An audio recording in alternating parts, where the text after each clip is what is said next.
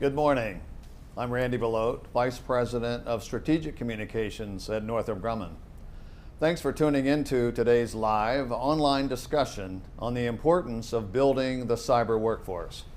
Our discussion is being broadcast from Northrop Grumman's facility in Annapolis Junction, Maryland. As we know, the need for qualified cyber professionals in government and industry is significant. Today's cybersecurity industry is expected to grow by almost $100 billion by 2020.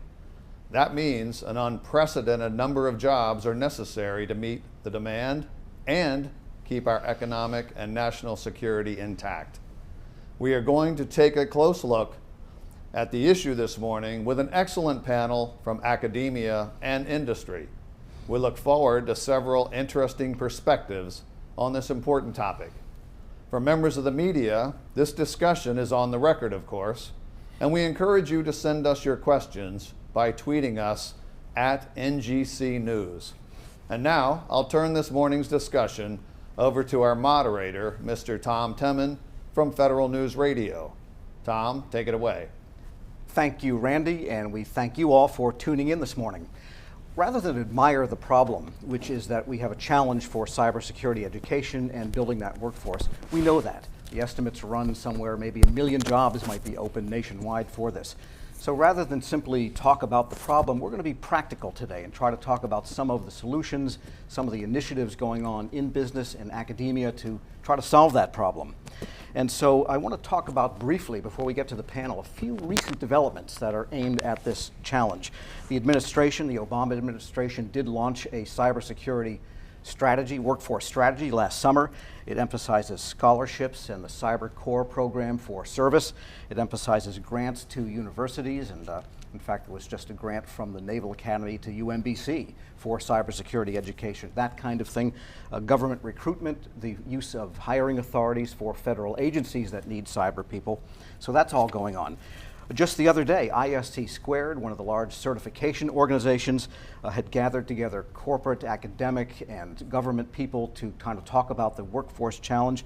They have made a comprehensive list of recommendations for the cyber workforce that they delivered to Greg Toohill, recently appointed the Federal Chief Information Security Officer, and hopefully those recommendations will have some impact on the next administration and whoever fills that job later on. So they're trying to get a clear picture of the scope of the problem and also of the evolving cybersecurity function itself. You really can't separate numbers of jobs without the types of jobs they are, and also what the job requires, and also what the educational infrastructure, if you will, to support the jobs that are actually out there. So we're going to talk about that this morning. And also I want to mention a group called Tandem NSI, a nonprofit business development group in Northern Virginia focused on getting innovative, small, national security-focused companies before the federal government. They just did a quantitative analysis of the cybersecurity industry right here in Maryland, Virginia, and DC. They found 960 companies actually working this problem. Almost all of them are service companies, that is to say, not product producers or manufacturers. And so that has some effect on the local jobs and also on the opportunities that might be there and on the education. Now, we have a great industry of channel providers, service providers, VARs, resellers, testers, operation people, but not product necessarily. All right, so today we have 3 great panelists that are going to discuss this whole issue of the cyber workforce. And the things we're going to cover is how and when to reach youth, to get those people away from whatever it is they study mostly nowadays, to talking about the science and math, the STEM idea that underpins all of cybersecurity, the value of partnerships between academia and industry, between government and industry and academia, the lessons learned from a leading technology entrepreneur who's joining us this morning, and we're going to get an idea of life as an actual cybersecurity practitioner from a recent graduate. So our panelists today are Dr. Freeman Hrabowski. He's the president of the University of Maryland, Baltimore County. Lauren Mazzoli is a cyber software engineer at Northrop Grumman. She's also a graduate of the UMBC, and she is someone that was mentored by Dr. Hrabowski. And Eric Conn, known as a serial entrepreneur. His latest venture is as co-founder and CEO of a company called Leverege, and that is part of the Northrop Grumman Sync program, and we'll talk about that a little bit also this morning. So why don't we start with you, Dr. Hrabowski. Give us a sense of what is the educational infrastructure looking like, and what does a typical curriculum look like? Or can you even quantify that? Sure. More and more universities are focusing on cybersecurity. We're doing that at UMBC, and it typically is rooted in the cybersecurity area of computer science and information systems. If you talk to Lauren, she will tell you she was a computer science graduate. Eric, who's also a graduate, will talk about the same thing. And what you'll find is that universities and even schools are beginning to do much more. What is especially exciting is that companies like Northrop Grumman are working with us to make sure we're doing the right thing as we work with the National Security Agency and other companies. So from Northrop Grumman to IBM, you're going to find these partnerships with the university, for us at UMBC, and the creation of companies, cybersecurity companies, that are hiring students. So the internships, research experiences with the federal government, working with the companies, and then working with the schools. Probably the most exciting program we have right now that Lauren would know about is a middle school program for girls that involves both coding and yoga. And it's an amazing idea. And the code comes out upside down?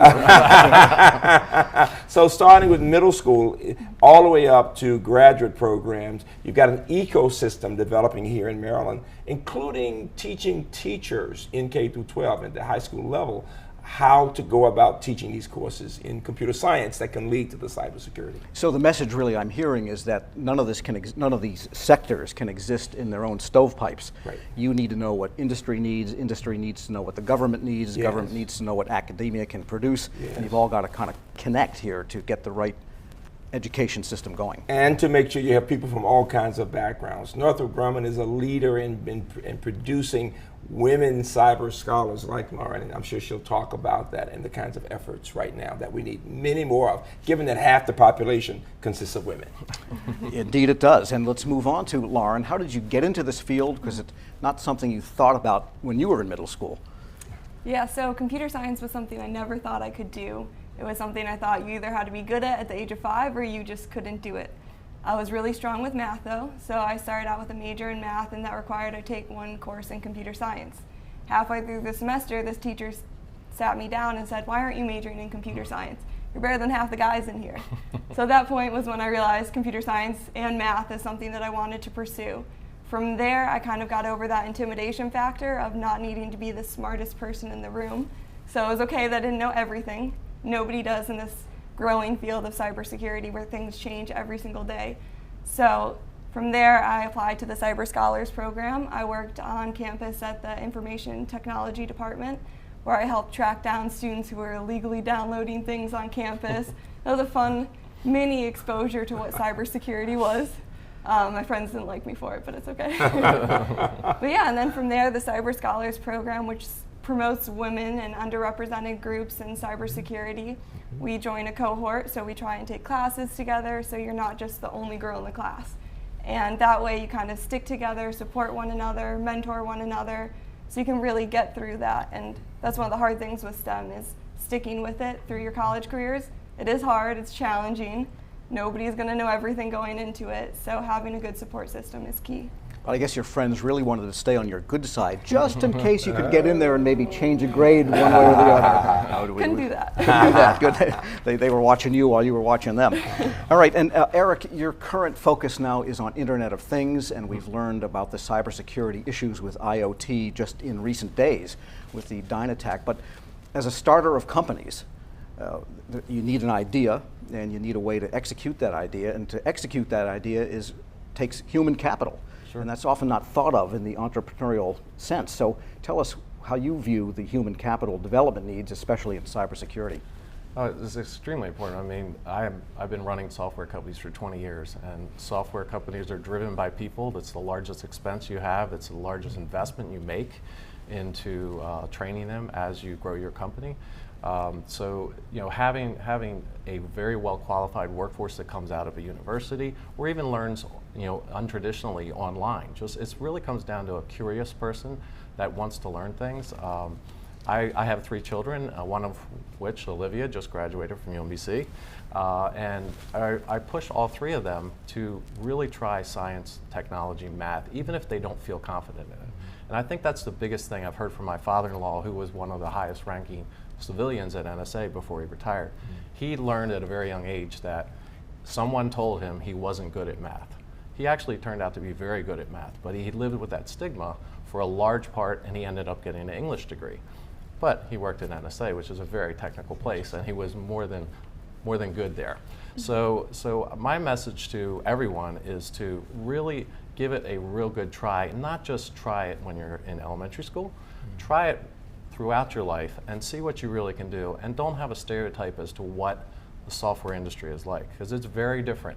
You're not just in a hoodie, like they say in the movies, heads down coding all day. There are lots of other jobs where you're interacting with people, where you're taking the knowledge from developers who tend to be somewhat introverted people, but letting the rest of the world understand what they're doing and how important it is they're doing. So there's a lot of different career paths inside cyber, computer science that I don't think a lot of college students necessarily understand until you get out into the workforce and you see what's available to you.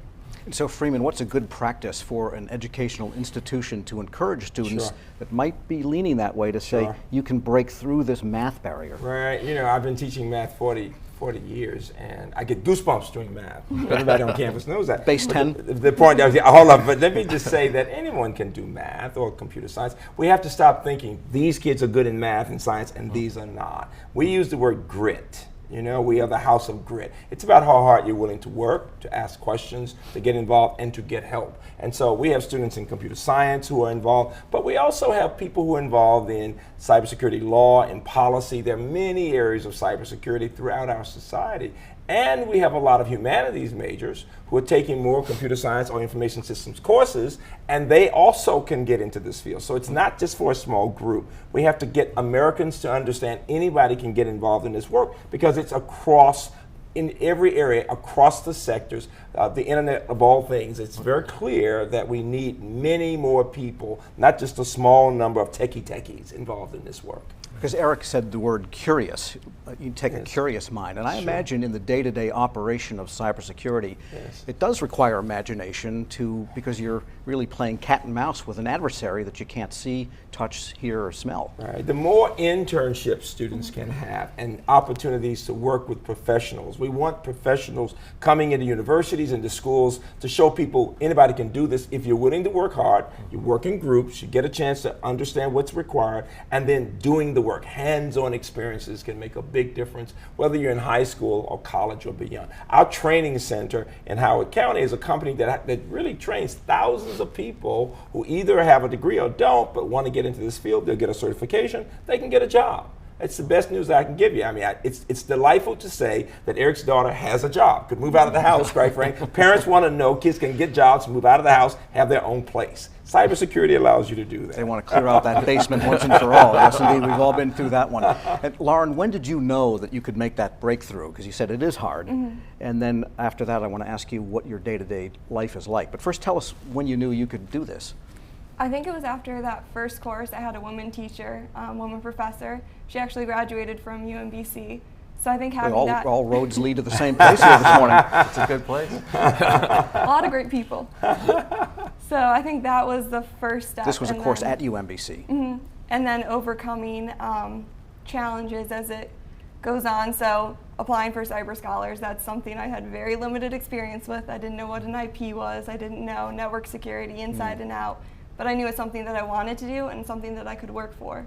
It's the grit, so I worked towards that. And I think that's kind of what opened up the doors. And then getting that experience and insight from different companies. So Cyber Scholars, we have practicums where different industry professionals come in and talk about what they do. So I learned about malware analysis. I didn't want to do that. I learned about software security, applications, intelligence communities, interned with the Department of Defense. So you get a full spectrum without having to go through every single course, but you get a little taste here and there because cybersecurity is so big and so broad. So I think that's what really opened the door, and I realized I could do it if I worked hard enough. And just what was that first course? What was the specific content of that first class that was the breakthrough? I think it was just computer science 101. Okay, all right. Clue Programming there and for Java. what might be helpful in this workforce development issue. And so your title is Cyber Software Engineer. What do you do all day?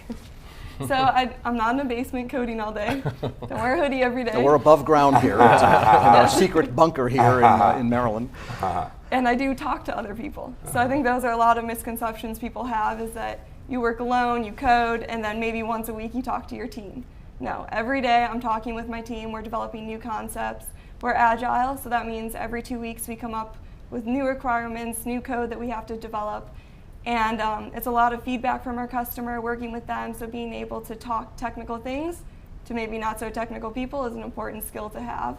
And also just really smart people, working with them, asking the right questions, having them being able to explain it to you so you can get the work done. So basically what I'm doing is I develop software for cybersecurity purposes. So it's a lot of collection, analytics, transportation, and presenting it in a way that's meaningful to analysts. So having my background with the Department of Defense, that really helped me understand how they would want that information. You know, you hear the communication skills. It's very important for families to know. You're not going to just have a kid taking just computer science. There's a broad array of courses, and the courses in the humanities, the people who can write well, speak well, think clearly, interact with people, emotional intelligence. These are all very important skills. Yeah, if you get tired of cybersecurity, you probably have a career in broadcasting. Come see me at that point. Eric, let's develop that idea a little bit more about the range of skills that you look for in building a company for durability. I mean, fundamentally, it comes down to passion, and we'll keep using this term grit, but it's so appropriate. It's, you know, I was actually a pre-med major when I started at UMBC, and I didn't take my first computer science class until I was a junior. So I was a very late convert into it. So I started sort of more biological sciences, and by my junior year, I really started to fall in love with math and computer science. And the thing I love about computer science or software in general, it's a very creative type of environment, because you're dealing with a virtual thing where you can come up with a thought and make it real. You can visualize things very quickly. There's no friction of having to build hardware or deal with a lot of physics-based things which take a long time and are very expensive to do. So you can do a lot of trial and error. So in terms of what I look for employees, is it's really passion, the desire to learn, the desire to create. And you know, we like to consider, in every company, we want to be Imagineers. You know, to coin, you know, reuse a term from Disney. That's what it's all about. And you know, you can really, and when you have a cross-functional team, and as Freeman is saying, it's really important, as a software company, to have other perspectives from non-engineers, because let's face it, maybe 2% of the population is an engineering mindset. 98% of the population that you're building your product for are the users. They are not engineers. They don't think the same way that an engineer does. So you need other people to tell you that, hey, that's too hard to use. That's not usable. Why did you put that button over there? You know, it's just things that you wouldn't catch. So I really strive to get people from the humanities. I just hired a young guy out of Brown with a philosophy degree. He brings a completely different perspective, because critical thinking is a part of this.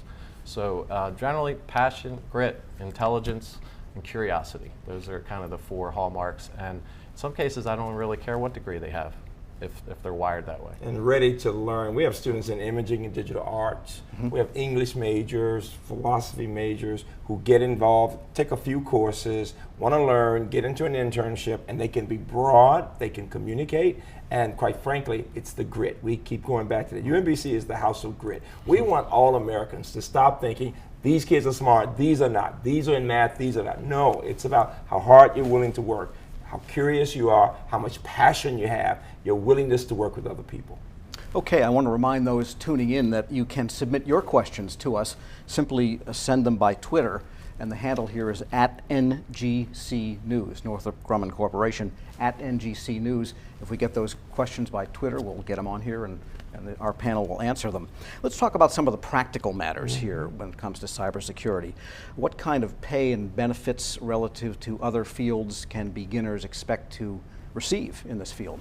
You know, let me just say one thing broadly. We look at people from a range of majors. First of all, you can get a great job quickly. Our students get 2 and 3 offers by the fall of their senior year. Others, quite frankly, get full-time offers in their junior year sometimes. I have to say to some places, please don't hire them full time. Let them just work part time. A lot of students actually work part time and pay for their education while they're going to school. And is the government part of that mix of The people government, going after these from people? NSA, Department of Defense broadly, all kinds of companies, Northrop Grumman, Lockheed Martin, amazingly IBM is doing a lot with us, and the summer internships sometimes pay enough money to pay the bill for the year. So you're talking about good money students can get, and literally the range, but we see students starting anywhere from $65,000 to $85,000 in this area easily. Yeah, that gets them out of the basement for sure. Yeah. Just and that's what parents like. And a detailed question, what about the need for security clearance? Can that be something they get as a student We so that have they're a ready number for of those students jobs? who get clearances as students. We actually have some students who get clearances before they come to college.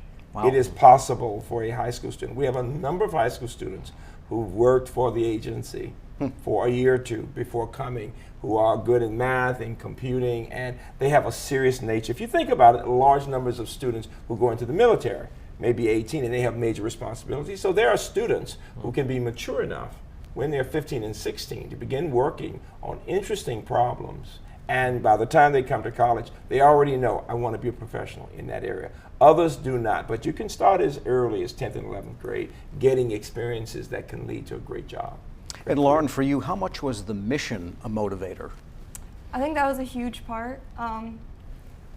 For me, it wasn't just, the pay at the end of the day. Yes, it's awesome, it's super competitive, but... You wouldn't work for free. No. But the mission is what drives everybody every day, with our ethics, with our quality of our code, making sure that we're resilient in all of our system. It's really the system and the mission that drives that, because if we could say, yeah, it's okay if it goes down, we don't really worry about that case, but it's the mission that drives us to make sure that it's up. And the mission can mean a couple different things. So if you think about our population in the United States, every company needs cybersecurity. So like you said, the 98% who are engineers who may not know about spear phishing attacks, whale phishing, stuff like that, then we need to have them prepared and secure as well. By the way, is whale fishing, sending a spear phishing attack to somebody, really important? Yes. Oh. So protecting our something this CEOs, our morning. big guys over here, making sure they don't open the wrong emails. So getting... We've got a great printer ink cartridge. Yeah, deal she's for calling you. me a whale. I guess. But not a dinosaur. But yeah, so I think that's one aspect of it. And then also with our troops, obviously we want to protect against adversaries, making sure that they have the information that they need in the time that they need it. There's no communication failures. They're able to get everything that they need, not everything, but the specific information that they need. And I think that's a huge motivator, especially in this area. A lot of people, their parents were in the military, they have military background, or they worked for intelligence communities, interned with the government since high school. So I think that's one of the main things, especially in this area, that drives people to work hard and do well. Yeah, so how do you inculcate that, Eric, in would-be employees, and how do you gauge their interest in the mission of whatever the company might be, whether it's a federally focused or commercially focused? I guess the companies you do really have application in both sides. Sure. One of the things I try to communicate to everyone is, if you look around in your daily life, how many people are on their cell phones? Pretty much everyone. And digital is the new front lines. It's the new lines for warfare these days. And I don't think the general public totally appreciates that yet, because we haven't had our Pearl Harbor moment where all of a sudden GPS is denied for a day. So just imagine you're driving, how dependent are we on Waze and Google Maps? I was just with my partner up in Boston yesterday, and if you've ever driven in Boston, there's not a single perpendicular street intersection in the place. We must have taken 57 turns just to get to the airport because of traffic. And I was thinking, what happened if I had no GPS and it just stopped working while I was driving? I would have had no idea how to get to the airport. So these kind of attacks can cripple the entire nation. And I think it's really important for people to understand how important the digital economy is, and every service we use anymore is related to something digital. And so it does require a knowledge of how this very complicated thing we call the internet works. And in my business now, in the Internet of Things, we're going to go beyond the 7 to 9 billion people we'll have in the next 10 years to potentially tens of billions of things that are doing things on our behalf. You don't want those things to be taken over by an adversary. You don't want them to start doing things that you didn't ask them to do and direct you in the wrong direction. So I feel like it's very, very great purpose for every American to start really understanding how important the digital world is to everyone, to everything you do. I remember, being part of 9/11 when our cell phones didn't work and you couldn't call your family. That was terrifying, living in this local area. That can happen again, where you can't call anybody. You can't get any directions. So the type of work that the cyber professionals do is really trying to head off those kinds of potentially devastating effects as the general world becomes more dependent on electronics and the internet. If you think about it, at nighttime, imagine not having any lights, any electricity, and the darkness there. Just think about what that would mean to everything that we do, right? The same thing if you think broadly about cybersecurity. So it's not just about the military and defense, which is very important in protecting our country, but all you have to say to people is, imagine somebody hacking into your financial account. And that's happening all the time now. In financial institutions, people are finding a way to get into people's accounts and stealing their money. And so everybody gets upset immediately, and that makes the point. So from defending the country to defending the money to health informatics, from health care to financial institution, every part of our lives will be affected by this. All right, so there's good motivation right there. And I wanted to return to the topic of partnerships. And we have kind of a triumvirate in this area. Here we are sitting halfway between Baltimore and Washington, probably 250,000 federal employees in this region, maybe 300,000, supported by millions of contractor people. How competitive and how wise is the federal government? It has a workforce problem of its own. It knows its suppliers have workforce problems of their own, workforce challenges of their own in this whole cyber area. What's your experience with the efficacy of federal efforts to hire their own people and to foster development of the workforce generally? I would say federal government, particularly places like NSA, really can be said to be in the most enlightened group because they are working with us. NSA is actually funding one of the programs for middle school girls.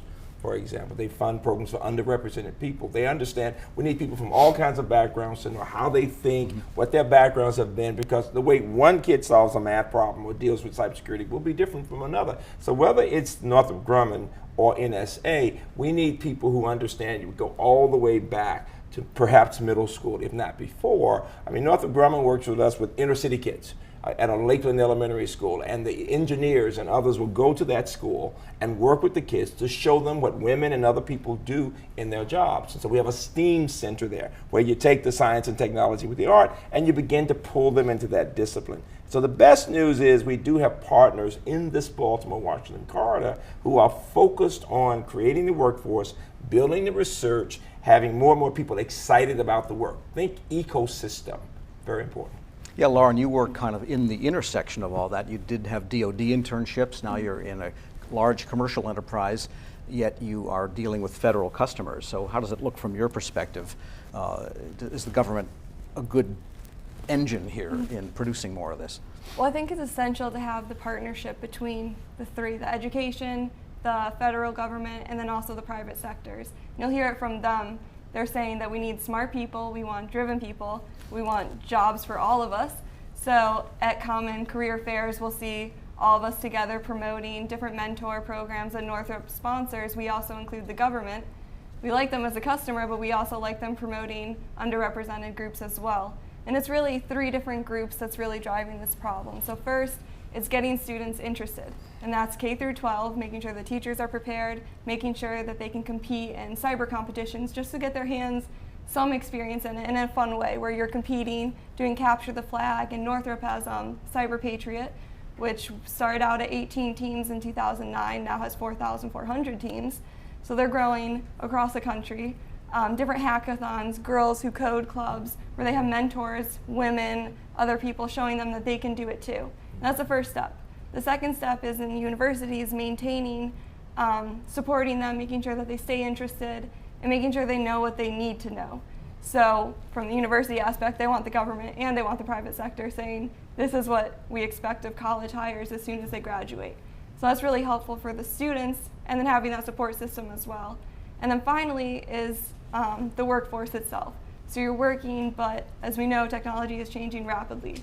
Internet of Things, applying new skill sets, so you want to be able to train them, keep them interested and engaged, and maybe if they don't like what they do, have rotational programs so they can move around throughout the company, get experience with big data, cloud computing, stuff like that, so they really keep growing and keep moving as technology grows as well. And so that idea of rotation of assignment actually gets into a question we have coming from Washington Technology, and that is, what can companies do to be more attractive to young cyber talent?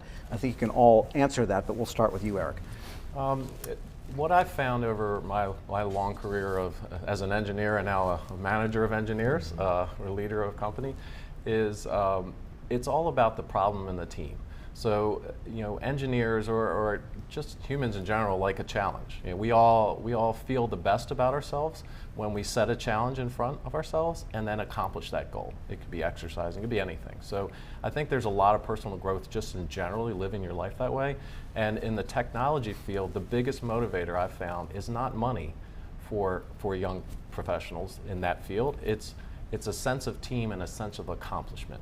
So, as a company, I feel it's my job to set the mission that's above beyond revenue and bottom line numbers. It's a much bigger mission of, in our case, IoT enables just new transactions, makes people's lives easier. However, if adversaries get in a hold of it, it'll make people's lives worse. So our job is to make sure we stay on top of the latest security trends and make sure we don't have any vulnerabilities in the software we build. But ultimately, our mission is to make people's lives better, to use less resources of the planet. So that's the mission. So I always try to have a higher purpose for what I'm doing. And as an entrepreneur, I think the strongest strength of America is just its entrepreneurial spirit. And anything that can help move that along the journey is so important to me. And I personally spend a lot of time mentoring other companies, students, however I can help. I know Freeman is really big on that, and he's always impressed me at how passionate he is about that. And that is the future of America right there. So the government, universities, and industry all have to work together to sort of push entrepreneurship, to support each other, because we each need other for different purposes. Northrop Grumman has been a great partner for my small company. I've worked with Northrop Grumman and other companies over 20 years. But having the SYNC program in conjunction with UMBC and having a place for me as a startup to have nice office space that's relatively inexpensive, have access to other companies, those are big things for a small company, just to have the opportunity to play in the game. And we're going to get back to that SYNC program in just a moment. But Freeman, you said earlier many of your students have 2-3 offers before they even get their cap and gown. Sure. So from your perspective, what is good information for companies on how they can differentiate themselves, since they're competing with other companies for the same too small pool of talent? Sure. How can they get an advantage? What should they be doing? Several things. Number one, they can work with colleges, universities, and also we have not mentioned community colleges. Almost half of Americans start in community colleges. And this region and throughout the country, there are many, but in this Baltimore, Washington corridor, you've got excellent programs where you have 2-year work, because there are a lot of jobs that require 2-year education, and then others who will transfer to us. But here are the most important things. Number one, universities, all community colleges have to listen to what employers need. It's very good to be a good partner, that we understand what Northrop Grumman needs, what IBM needs, or what NSA needs, to make sure the curriculum is what it should be. Number two, we want companies that will work with us to do 2 things. Build the workforce. So a lot of companies will give us scholarship money to help students. Northrop Grumman is excellent with that. To make sure that they get the support they need so they can focus on the work. Number 3, substantive internships. The worst thing that can happen is to bring in a young person and have them bored sharpening pencils. If people ever do that. Well, whatever you do now. I do. But you want substantive work with decent people who are reasonable and who will work with them. You don't want people who ignore them. Students are impressed by the human spirit. They want to know that you'll work with me, you'll help me to be better. And when you've got a company where you've got good people working together and you challenge the students with substantive work, paid work, quite frankly, you can get those students wanting to come back to that environment. And Lauren, how important is the opportunity for continuing education, training, and development to you when picking a company? For me, that was one of the key things. I'm currently pursuing my master's at UMBC in computer science. So having the flexibility to go to class during the middle of the day, having the support from the company to help pay for my classes, all of that was a key factor when I looked at different companies. But like Freeman said, by fall, October, I had all my offers. I knew where I was going by November. So it was very stressful, and that's really common with computer science, information system majors, where they're already prepared. Their parents are packing them out to go. So, you know, I really felt like I was her agent, quite frankly, because all these people were asking me to influence her somehow, and somehow West Bush just had that special word. And I listened to what he and Gloria said, and we got her for Northrop Grumman. Okay, and we have a question coming in, but before we get to that, I just wanted to follow up with Eric on the SYNC program, and which seems to be related indirectly, perhaps, to workforce development. Yeah, so the SYNC program is in BW Tech at UMBC, so it's housed in a building, and there are a lot of companies in there. Our company was, we were lucky enough to go through the process and get admitted to it. There's probably, I would estimate, around 20 or so companies in there, and it's a great place. There's also in that same building other startups, so it's a great ecosystem. Northrop Grumman is very actively involved in reaching out to the small companies. I just met with them last week, as a matter of fact, and I have a meeting set up in 2 weeks where they're really trying to engage with the small companies. Most of them are cyber related at some level. And Northrop, as a very large established company, can't move quite as fast as a small company of 10 people. So they acknowledge that, and they want to embrace it and see how they can take some of that agile philosophy, maybe some of the products that are being developed, and incorporate them into the large programs that they have or other initiatives that they're doing in R&D to sort of accelerate it. So it's a really good fit for both companies. Both companies benefit. UMBC benefits because we're always looking to hire UMBC students who can just walk right across the little bridge and do internships. And just really quickly back on internships, they're so valuable for students. I highly recommend all students get internships because it really exposes you to what it's really like to work in whatever field of endeavor you're going to take school, because school and work are very different places. The way you're measured is very different. The pace is very different. And so you can think you understand what a career is like in cyber by taking classes and getting a computer science major, but when you get a job, you find out it's a lot different. Just a quick story about me. So I was not a big writer of English when I went to, like most technology people, I was not a good writer. When I started at Johns Hopkins Applied Physics Lab right out of college, the first thing they did, they said, hey, we're a university. It's publish or perish. And I was terrified because I had to write technical reports. I had to do 10 of them a year.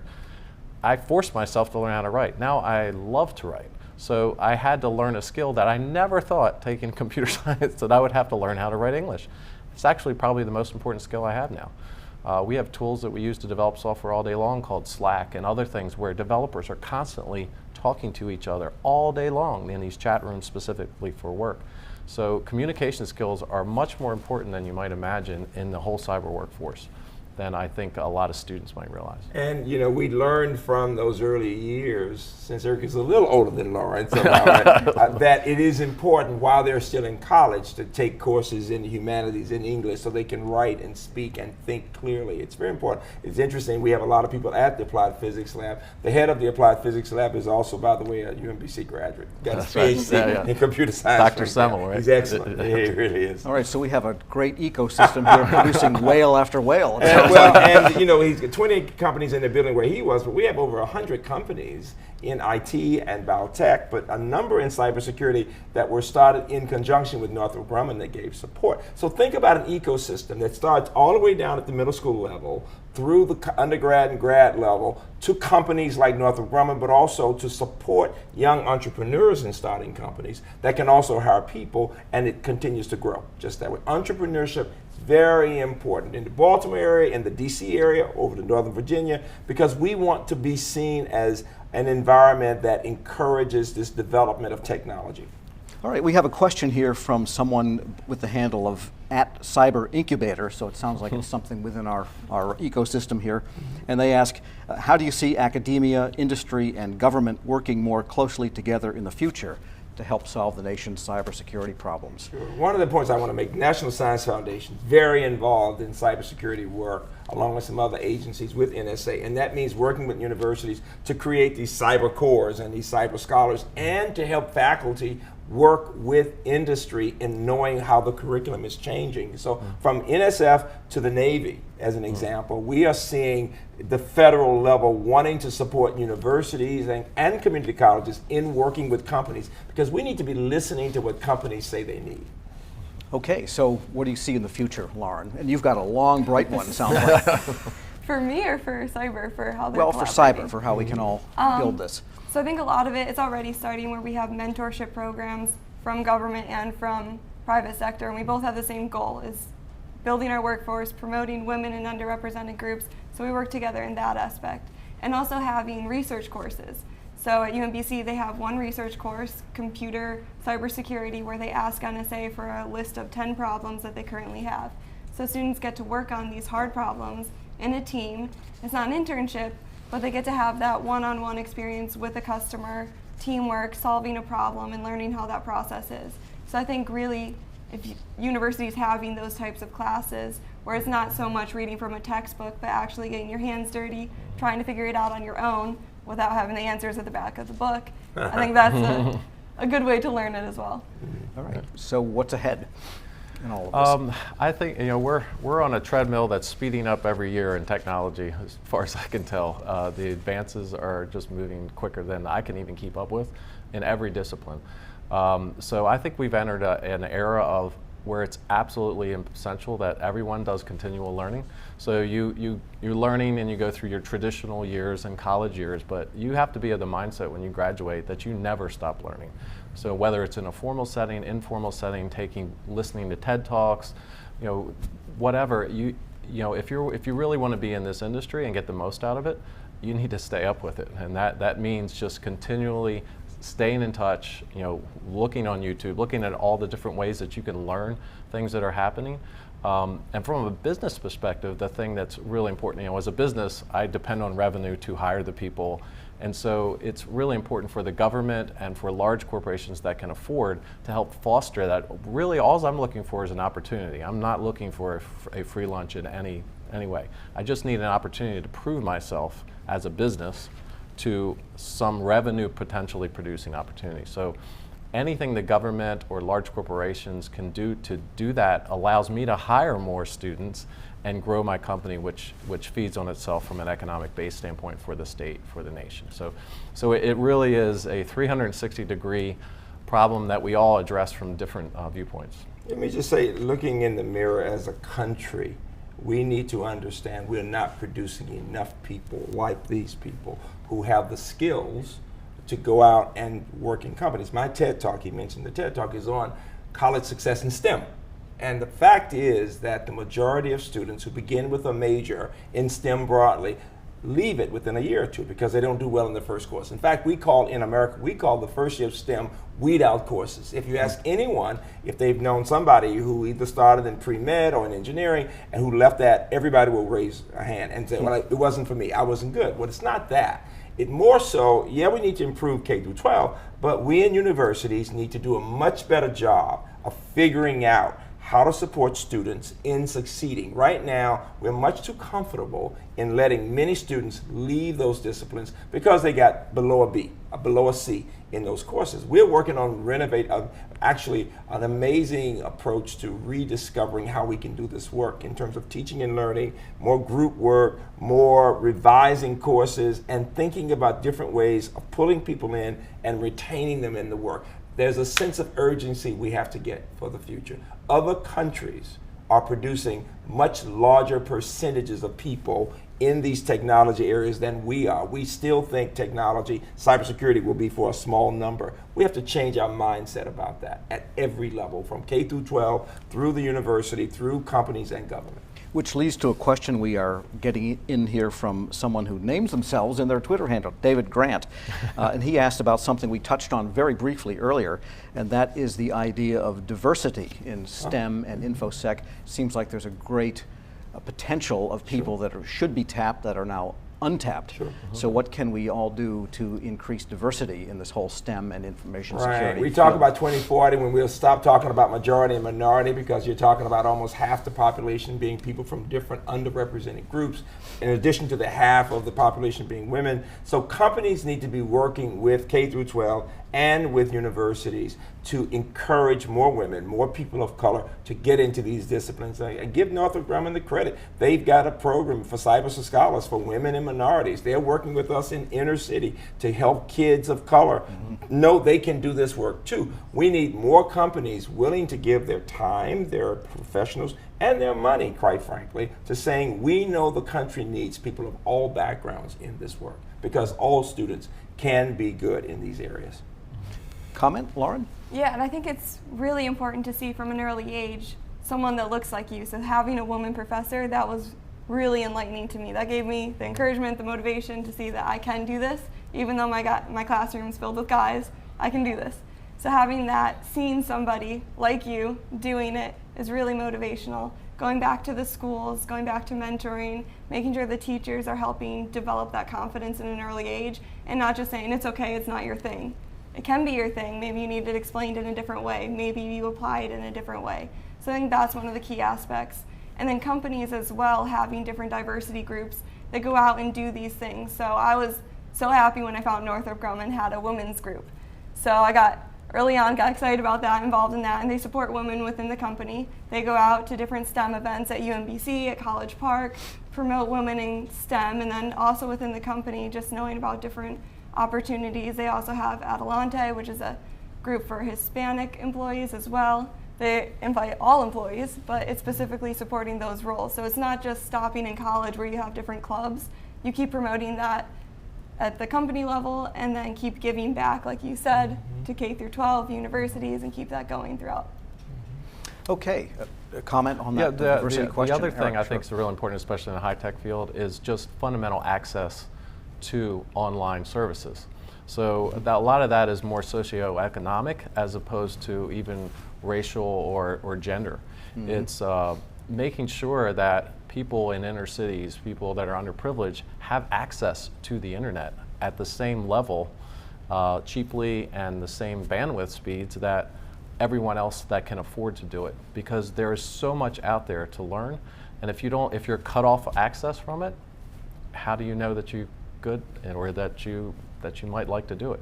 So I know Facebook and Google and a lot of large tech companies are trying to have sort of free nationwide internet and Wi-Fi in cities, and they've had trouble figuring out how to do that from an economic and a technical standpoint. But I think anything that the government can do to help subsidize, completely free access to high quality internet everywhere, it will help tremendously in attracting a lot of people who don't even know what's going on. They don't even understand what cyber is because they have no access to it. And we have to strengthen STEM teaching in K through 12.